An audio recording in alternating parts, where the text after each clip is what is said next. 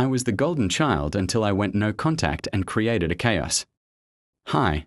Maybe I'm going to get lots of hate, but I just need to tell my story. I'm the oldest of 4 children, raised by 2 respected and religious parents.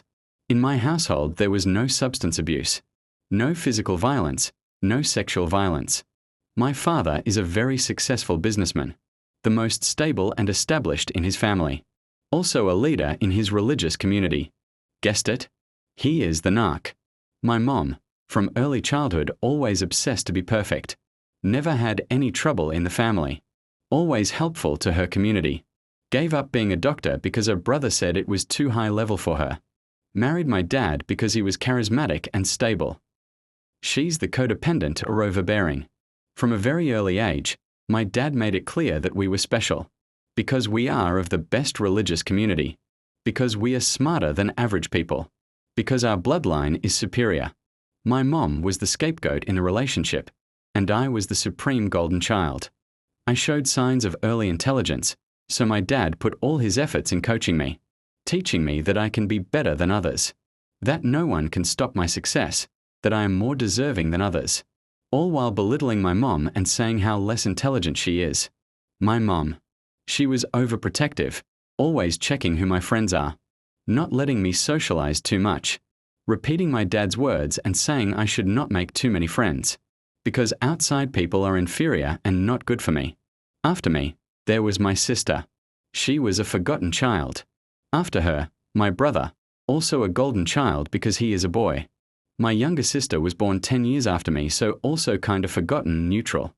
I've always been book smart, quick talker, quick learner, high achiever at school, overly confident thanks to my father, even good in house chores, good manners, praised for my achievements.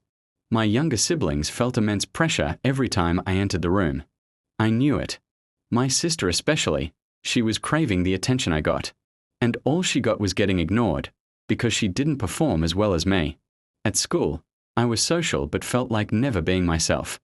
I couldn't say how controlling my parents were, for fear of being judged, and I couldn't form healthy friendships, because any friend I had, my mom would remind me they were headed for hell anyway.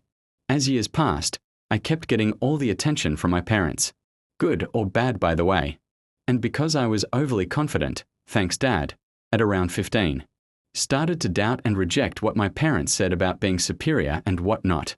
That made my dad furious, even though he never raised his voice. So he kept telling me I was becoming impure.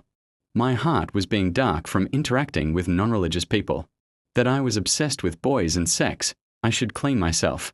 At the time, I never even held a boy's hand. That my mom was rubbing off on me, that I was not a good child and only selfish, because I still wanted all the attention and the praise. I obsessed about studying even more. I cut off people. I enrolled in a very competitive school program. I stopped caring about my looks, only focusing on getting the best school possible. And I achieved even better than anyone expected. Far better. I got accepted in a top school, ranked in the 100 best engineering students nationally, in France, in Paris. That day, the real breakdown happened for me. My dad, who was on a business trip, called me. It was not to congratulate me, but to tell me to refuse the offer of the Paris school and just go to the local one. I shouldn't care about worldly things if I was religious, right? I should accept my father's advice if my heart was pure, right? Anyway, I would forget about it in a year. What's the point of getting emotional? These were his words, with no emotion. I was crying and sobbing and saying how much I invested to get accepted. But he didn't care. My mom, she said she knew I would be like that. That studying too much is no good for girls. And my dad should never have put so much hope in me. Because anyway, my purpose was to get married. See the replay of her own demons? Because she didn't go to medicine school and went for a lesser one, only to get married soon after. My siblings criticized me for even thinking of moving out for a school. That good religious daughters shouldn't think about this. That I forgot my values. Every outside family member and school friend was calling me to congratulate, but I couldn't pick up the phone and tell them what happened. What about my image? What could I say? Oh, you know, I don't really care about this super school I got. I'm just gonna stay close to my parents. when they saw me super obsessed for 2 years. So I cut off everyone, acted like I never saw their message.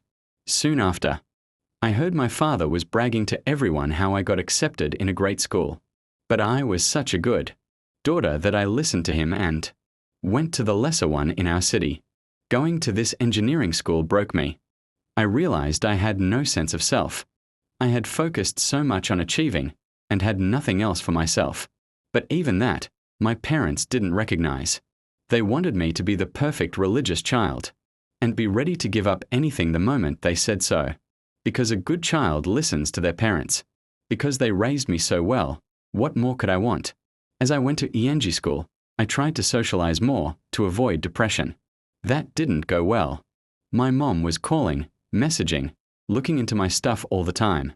Started calling me a slut, a whore to the non-religious men, a lowlife craving attention from these atheist scumbags. My dad said I was impure and too focused on worldly things, that my intentions were dark. My siblings said I was disrespectful of my parents' investment. I had never even dated at the time. My only sin was to journal, and my mom reading it so she thought I was acting every emotion I had for men. It was like constant noise, and after 2 years I couldn't take it. I felt so empty I just wanted to disappear. I had no goal anymore. I couldn't even socialize.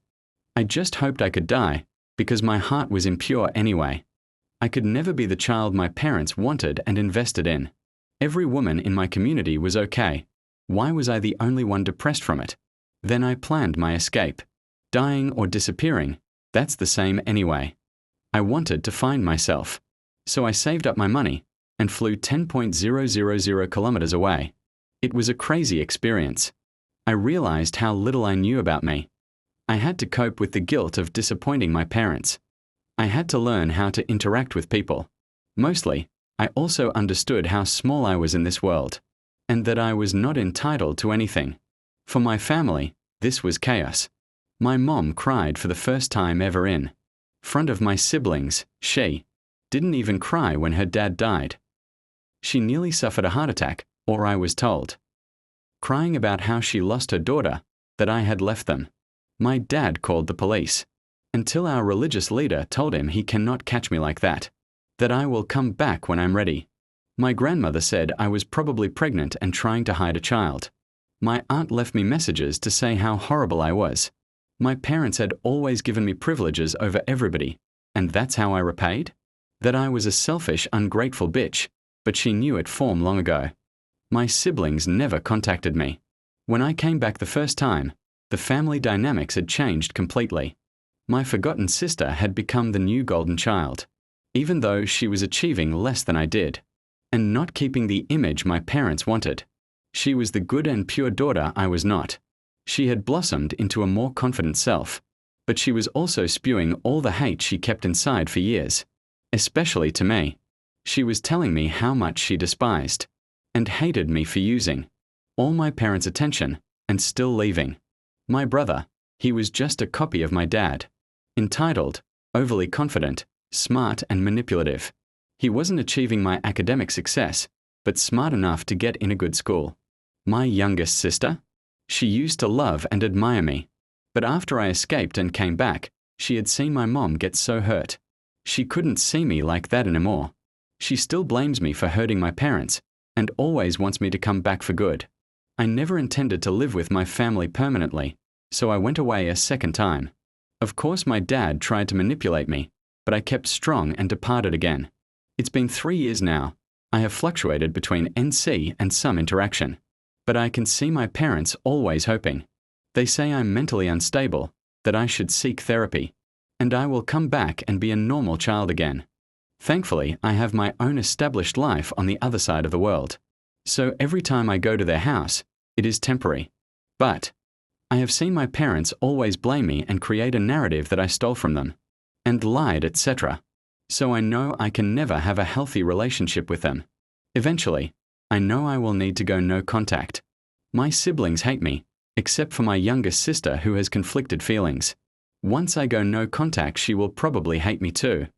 I feel like me going away was the best thing for my siblings, because I removed the pressure to achieve. But I can't blame them for resenting me. You guys who are scapegoat probably felt hate reading this. I'm a pretty selfish person and I know it. I WSS groomed to be selfish, so I know I did wrong to my siblings in many ways. But I tried to expose the problem by escaping. And all I got was hate for disrespecting my parents.